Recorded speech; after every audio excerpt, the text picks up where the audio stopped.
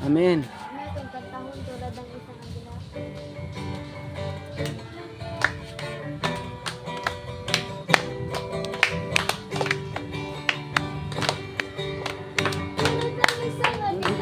Tayo ay hindi mapapagod ating mga bata. Tayo'y magdadala ng buhay at sigla sa mga anak ng Diyos ay nanghihina. Halika na, umayo na, magbigay kalakasan sa presensya niya. Halika na, umayo na, Magbigay kalakasan sa presensya niya. Ito ang panahon, di na uso ang magbakslan. Yun ang panahon na magbalik loob sa Kanya. Sama-sama na papuri sa ngalan niya. natuwa ng Diablo ay patupukin na. Halika na, umayo na, bigay kalakasan sa presensya niya. Halika na, umayo na, magbigay kalakasan sa presensya niya. Bigay kalakasan sa presensya niya. Lord God, hallelujah. Ika at sa'yo ay pumisa. Ang puso ko'y dinudulog Sa'yo nagpapakumbaba, nagsusumamo, maging tapatin mo. Ikaw ay mamasdan, makalimutan, sa'yo ay pag-isa. Loobin mo ang buhay ko'y maging banal mong tahanan. Luglugan ang iyong wakas na pagsinta. Daluyan ng walang hanggang mga papuri pagsamba. Magaling ka, O Diyos, ngayon at kailanman. Magaling ka, O Diyos, ngayon at kailanman.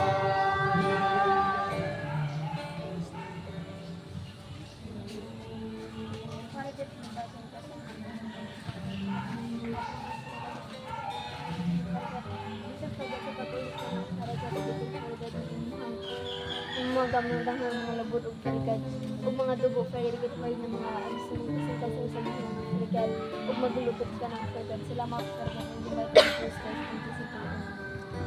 Ihatag na tong panahon ni Princess Iliana ang deliver sa pulong sa Ginoo. Kundi sa unang Korinto 11 abot sa 32 kay nadawat ko gikan sa ginapagtulunan nga akong gitadok kaninyo nga ginangso sa gabi nga siya gibudihaan ni kuha sa pan ug unya nagpasalamat siya sa Dios ug gipikas-pikas niya ang pan ug niingon humaw kina akong lawas nga alang kami gihatag kini ang paghandom kanako human sa panhapon gikuha ni ang kupa ug niingon mao kini ang kupa nga bagong kasabutan sa kong dugo matag inom ninyo niini buhata sa paghandom kanako kay sa matag kaon niini niining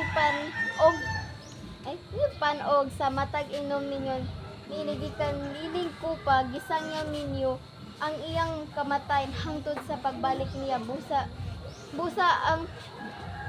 ang kaon sa pan sa Ginoo ug muinom gikan sa iyang kupa sa paagi nga dili takos batok sa lawas ug sa dugo sa ginubusag kinahanglan nga ang matag usa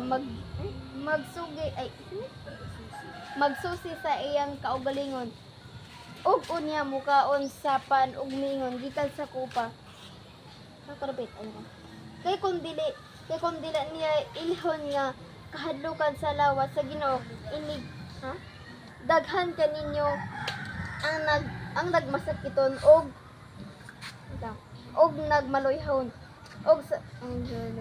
og daghan ang nangamatay apan kung susihon una nato ang atong kaugalingon dili mao'y pagpanton na lamang alang kanato aron dili kita mahiapil inigsilot sa iyang kalibutan. So magtaragad na magtudlo paragad sa imuhang kanang simong lang paragad gisuga ko sa kabalik paragad dikit paragad niya dili ako ang bababa kita sa gad kun dili imuhat paragad salamat paragad sa gasa nga gyud kita paragad salamat Amen. paragad bisa baga magatulo kami makadulo ko paragad dikit paragad nga imong gom ang magapamuhat paragad sa matag tudo sa gad nga sa amen. Amen.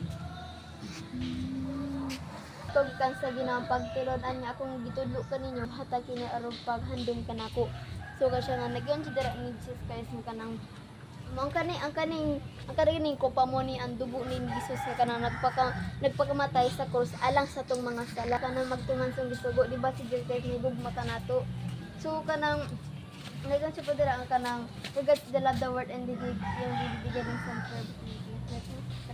So na isa dira ang kanang si Jesus Christ higugma ka na to bisa kung sa mata ka makasasala gigmata ni Jesus Christ pero kung kinalagbutan nga kanang mutuman o kanang ang kanang pan nga ang gingon mo ni yang lawas di ba kanang sa araw magani matunog ka kita sa araw masakit na magay na kayo so si Jesus Christ sama sa to niyang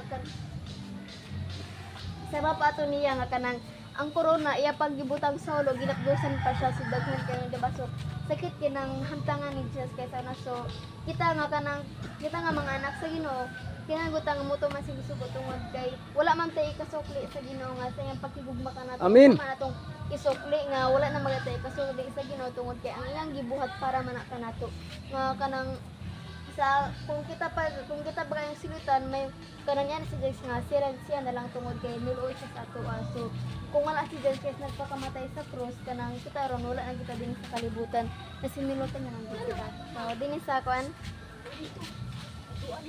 din sa 25 kuman sa panihapon gikuha niya ang kupa og miingon mao kini akong ay kupa sa bagong kasabutan sa akong dugo matag inom ninyo ini buhata sa paghandom kanako so matag inom nato anang kupa handom mo nato si Jesus Christ nga kanang kupa ismisa na mo na sin sa kanang muna ganyang muna ato ang muna yang dugo nga kanang nagpatulo siya alang kanato so dire sa 26 kay sa matag kaon ninyo ining pan og sa matag inon gikan ni ining kupa gisangaw ninyo ang iyang kamatayon hangtod sa pagbalik niya busa ang mukaon sa pan sa Ginoo ug muinom gikan sa iyang kupa sa paagi nga dili takos nakasala patok sa lawas ug sa dugo sa Ginoo.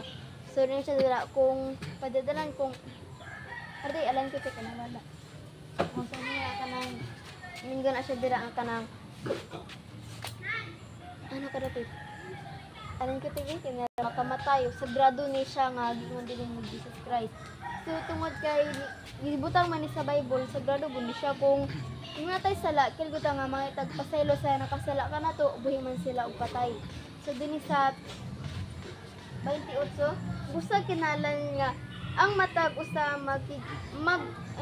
magsusi sa iyang kabulingon ug unya mukaon sa pan ug minom gikan sa kupa. So Masya mo kung yung dito nga kanang mukaon ta susiyon gyud atong kabulingon nga kanang kung asa batay dapit nakasala or kanang kinsa man ato ang pasakitan sa isip ka tawo nato kinalan gud nga may mga itag pasaylo tungod kay kung dili ta may itag pasaylo isip ka tawo kita ang masinulog So ang kanang silot sa Ginoo, sakit na siya o kanang sakit na siya nga kanang si Miriam nimo po siyang masinulotan tungod sa pagpunin mo sa pero layo kini sumusunod ganin ko pa so parigap una kung magkwanta kung dilita mo kung man sa Ginoo dili sa Bible pwede mo pa rin kang Miriam. So dun sa 20 maybe kay kung dili niya inhon ang kahulugan sa lawas sa Ginoo inigkaon niya sa pan ug inom niya inom gikan sa kupas siya ang nagpamtan sa ug silog sa iyang kaugalingon mao hinungdan niya may hinungdan niya daghan kaninyo ang nagmasakiton ug nagmalihon ug daghan ang nangamatay so hindi kasi dira kanya kanang nga daghan kay ang nagmalihon ug kanang nangamatay tungod ra pud ani ug kanang dili ni siya kanang dili na to siya pwede ilhon nga mo ni ang salan kun dili ato ang salan kundi atong kaugalingon tungod kay kanang mo to kaugalingon so daghan kini nangamatay tungod kay kanang wala man sila nangaypaksa na silang kasig sa tawo so dinhi sa kuan sa 31 apan kung susuyon una nato ang atong kaugalingon dili kita sinukan sa Dios kung susuyon nato ang kaugalingon ato ganing bulay-bulayan kasabat ito makasala dili guta na masinilutan sa ginatungod kay nangaya naman tag pasaylo so dinhi sa 32 kalas apan kung silutan kita sa Ginoo kinamay pagpantun lamang alang kanato aron dili kita mahiapil inigsilot niya sa kalibutan. Konsidera ang kaning gibuhat ni Jesus kay kaning pagpantun lamang kini. Dili nato ni pwedeng ihuna nga kanang dili ta palangga ni Jesus Christ. Kung dili ta palangga ni Jesus Christ ngano nagpakamantay man siya alang sa krus, alang sa atong mga sala. So tungod kay gibuhat ni Jesus Christ kanang buhaton pud nato ang iyang gipangsubo kanato. So ang kaning pagpantun lamang muni ang Ginoo ni Jesus Christ nga mapantun ang usa ka tawo bata pa kung bata, so kung magana siya kung magpakasala. So, pakayatay nito sa andugan. Sa mga pulong nga mong nadungog, Father, I decree in the mighty name of Jesus Christ, bigay ka sa maglabay ng pawang, kumatasugat sa lulong ng nagsisilasi. Para kagagot mga pamuhat sa amon, matago sa pinabuhi dalaga for you, so like kapag in the mighty name of Jesus Christ. Amen. God bless sa tanan. Mayong hapon. Amen.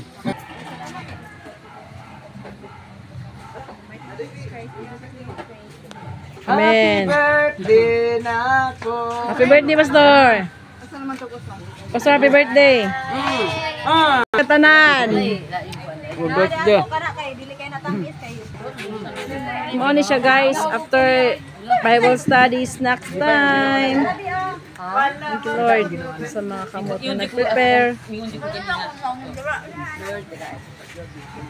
Thank you Jesus. Glory to Jesus.